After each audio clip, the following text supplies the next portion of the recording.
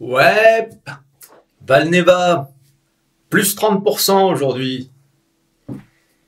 Voilà, c'est ça qui est bien avec cette boîte. La semaine dernière, moins 25, aujourd'hui, plus 30.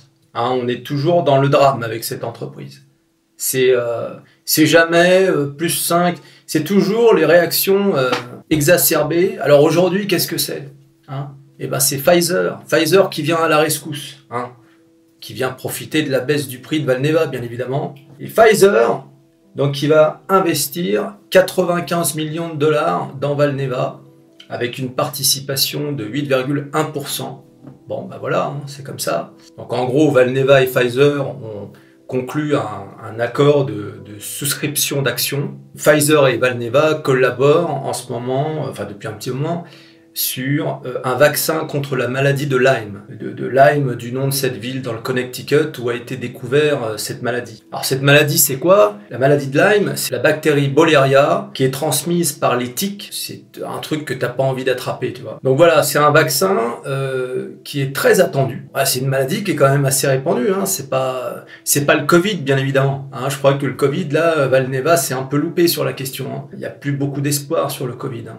Je crois qu'on est tous pessimistes sur la question, mais bon. Alors on se raccroche à ce à quoi on peut se raccrocher. Donc la maladie de Lyme. Alors attention, hein, quand on dit on se raccroche, ça veut pas dire qu'on veut que cette maladie se développe pour pouvoir voir Valneva décoller, hein.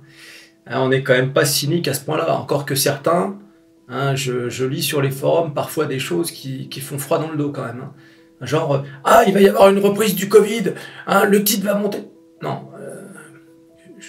On préfère tous avoir, j'espère, nos actions baisser plutôt que d'avoir le Covid qui revient quand même. Enfin, moi, en tout cas, c'est mon avis. Alors d'ailleurs, je sais pas si c'est une coïncidence, mais j'étais à la pharmacie tout à l'heure, et qu'est-ce que je vois sur l'écran? Ils ont une petite télé, tu sais, une pub pour la maladie de Lyme, dis donc.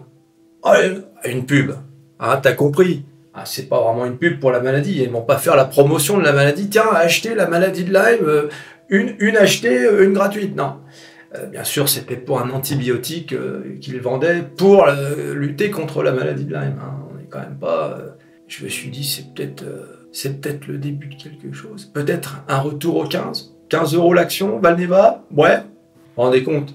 15 € l'action. Il n'y a pas si longtemps, elle est revenue quand le dossier de l'IMA a été accepté par la Commission, enfin l'Union Européenne. Elle était remontée à 18 €. Il n'y a pas si longtemps. Elle est descendue à 7 € là encore.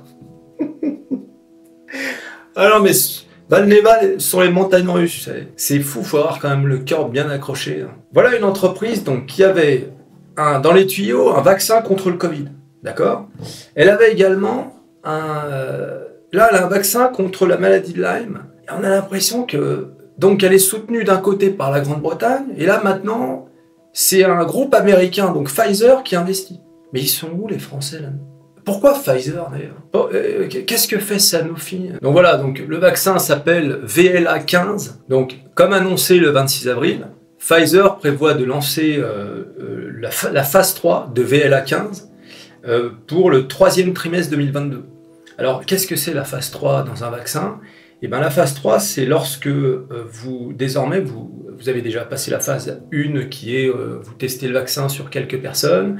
La phase 2, c'est vous le faites sur plusieurs centaines de personnes, et la phase 3, c'est vraiment à large échelle, sur plusieurs milliers. Donc ils veulent tester le vaccin sur plusieurs milliers de personnes, ce qui est quand même bon signe, parce que ça veut dire que la phase 2 a fonctionné. Donc cet investissement de 95 millions de dollars devrait être effectif dans 2 jours, le 22 juin 2022. Voilà, alors ce qui est quand même assez drôle, c'est que Valneva va utiliser cet argent pour financer sa part de participation justement au développement de la phase 3. Donc on se demande dans cette affaire si Valneva ne se fait pas un peu, pas avoir, mais en tout cas n'est pas le perdant de cet accord avec Pfizer. Et puis Pfizer, quand même, faut le dire, profite de la baisse vertigineuse de Valneva sur les marchés.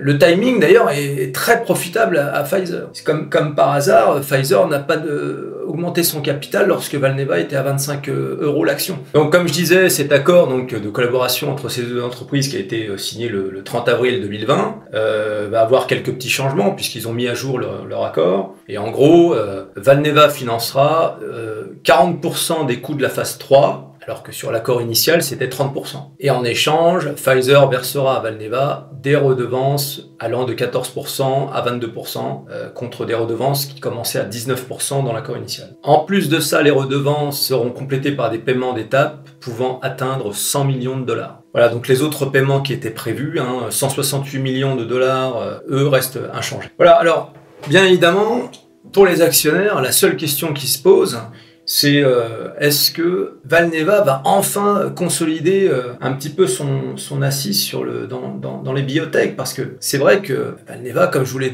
expliqué dans la dernière vidéo, était à 3 € avant le Covid. Et avec les mauvaises nouvelles sur le Covid, on se disait mais c'est pas possible, elle va y retourner à 3 €. C'est ce que je disais d'ailleurs, comme quoi je me suis planté. Mais je me suis planté, je suis même pas sûr. Parce que on a l'impression que cette entreprise, à la moindre mauvaise nouvelle, tout le monde la lâche. Et tout le monde vend les actions en panique. Et c'est vrai que là, alors on se dit, bon, là il y a du concret.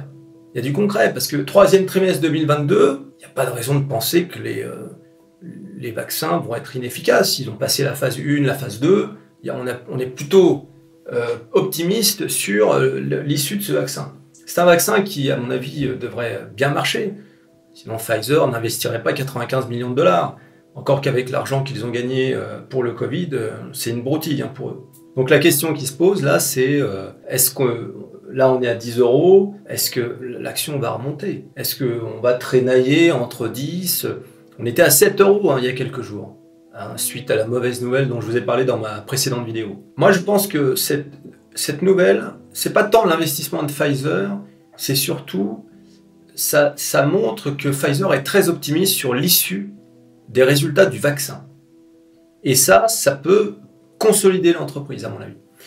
Donc, je pense que Valneva a marqué un bon point sur cette histoire d'investissement de Pfizer. Même si on a quand même un peu l'impression que Valneva n'est pas nécessairement très gagnant dans cette affaire. Je ne serais pas surpris d'ailleurs que Pfizer rachète Valneva. Vu la capitalisation, on est à, vous voyez, 1 milliard €. 1 milliard 106 millions, pardon. C'est largement dans les cordes de Pfizer quand même. Voilà, bon bah écoutez, si vous avez un avis, laissez-le dans les commentaires. Voilà, vous serez parmi les nombreux commentaires déjà présents. Eh bien, il ne te reste plus qu'à t'abonner et à liker la vidéo. Voilà, ça c'est important pour le développement de la chaîne qui démarre. Voilà, c'est important. Allez, à plus.